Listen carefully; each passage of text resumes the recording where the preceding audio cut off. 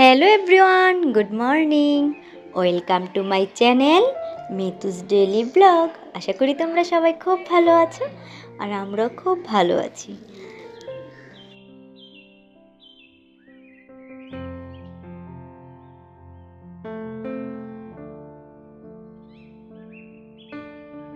তো আজ হচ্ছে শুক্রবার, এখন বাজে হচ্ছে সকাল 7:30। তো আজকে আমরা ছুটির দিনটা কিভাবে কাটাবো সেটাই তোমাদের সাথে শেয়ার করব। তো দেখতে থাকো, স্কিপ করো না, আশা করি খুবই ভালো লাগবে। তো আমার আটা মাখানো হয়ে গেছে, আলু কুচোনো হয়ে গেছে। আজকে করব হচ্ছে পরোটা আর আলু ভাজি। তো এখন আমি আলু ভাজিটা বসিয়ে দিচ্ছি। প্রথমে একটু পেঁয়াজ দিয়ে, পেঁয়াজগুলো একটু হালকা ব্রাউন কালার করে আলু দিয়ে দিচ্ছি। তো এখন এর মধ্যে দিয়ে দেব হচ্ছে পরিমাণ মতন লবণ, একটু হলুদ গুঁড়ো দিয়ে নেড়ে চেড়ে ঢেকে দেব। আমি এর মধ্যে লঙ্কা দেব না, কারণ আমার মেয়ে খাবে সেজন্য। তো এখানে আলু ভাজিটা হতে থাক, আর এখানে আমি পরোটাটা বেলে নিচ্ছি। তো চারকোনা করে শেপ দিয়ে পরোটাটা করে নেব।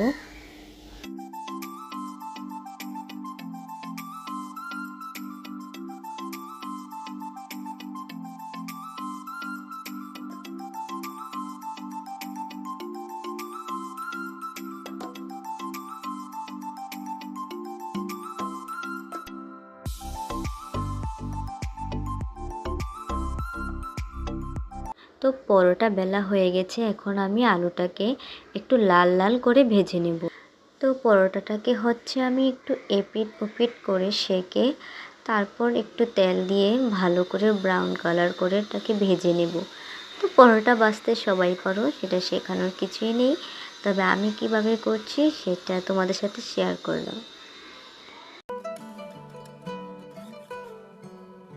তো নাস্তা কমপ্লিট, আলু ভাজা আর হচ্ছে পরোটা।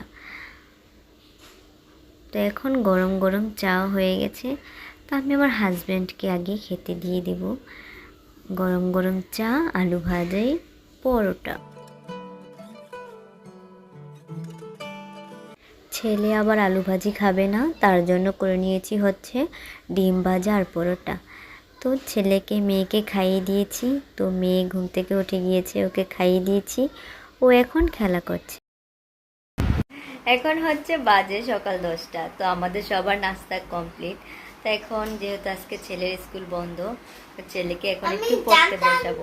তো ছেলে আমার পড়ার কথা শুনে বলছে, আমি জানতাম তো তুমি এখন আমায় পড়তে বসাবে। আসলে বাচ্চা মানুষ তো, পড়ার কথা শুনলে প্রথমে একটু মুড অফ হয়ে যায়। তো এই বয়সে আমরাও খেলাধুলা করেছি, কিন্তু এখন বাচ্চাদেরকে একটু তাড়াতাড়ি স্কুলে দিয়ে দিতে হয়। কারণ আগে তো হচ্ছে 7 বছর হলে একবারে প্রাইমারিতে দিয়ে দেওয়া হতো, আর এখন তো হচ্ছে প্লে, নার্সারি, কেজি। তো সেজন্য একটু তাড়াতাড়ি ভর্তি করালে ভালো হয় আর কি। তো ছেলেকে এখানে আমি লিখতে দিয়ে দিব। তো ছেলেকে পড়ালেখা করিয়ে তারপরে একবারে স্নান সেরে চলে আসলাম পুজো দিতে। তো এখন পুজোটা দিয়ে নেব।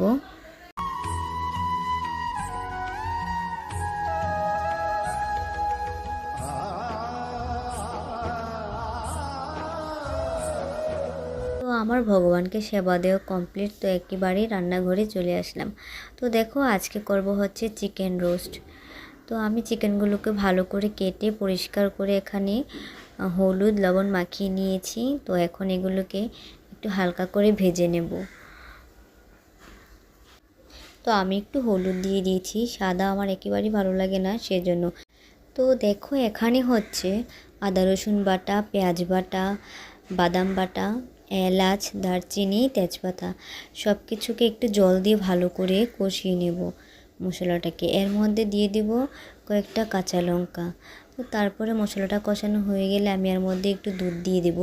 দুধ দিয়ে জলটা ফুটিয়ে দিয়ে দেব হচ্ছে চিকেনগুলো। তো এখানে রোস্ট কমপ্লিট হতে থাক, আমি ওইখানে বসিয়ে দেব হচ্ছে পোলাওটা। তো দেখো আমি একটা ফ্রাই প্যান বসিয়ে দিয়েছি, এর মধ্যে দিয়ে দিচ্ছি হচ্ছে তেজপাতা, দারচিনি, এলাচ, পেঁয়াজ কুচানো। তো এগুলোকে হালকা করে একটু ব্রাউন করে ভেজে দিয়ে দেবো হচ্ছে চাউলটা। তো চালটাকে একটু ভালো করে ভেজে নেব, না হয় পোলাওটা নরম হয়ে যাবে বা একটু লেগে যাবে, সেজন্য একটু ভালো করে ভেজে নিলে পোলাওটা খুব সুন্দর ঝরঝরে হয়। তো আমি দিয়ে দিয়েছি হচ্ছে এর মধ্যে পরিমাণ মতন গরম করে রাখা জল। তো এখানে রান্না হতে হতে ছেলেকে মেয়েকে স্নান করিয়ে খাইয়ে দিয়েছি।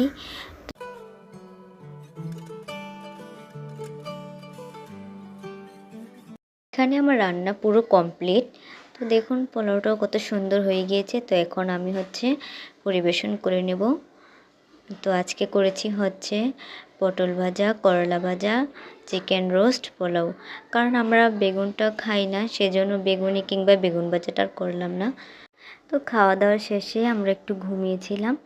তো এখন হচ্ছে বিকেল 4টা। তো ছেলে মেয়ে ঘুম থেকে ওঠে। তো আমাদের ভিডিওটি ভালো লাগলে অবশ্যই লাইক করবেন, সাবস্ক্রাইব করবেন।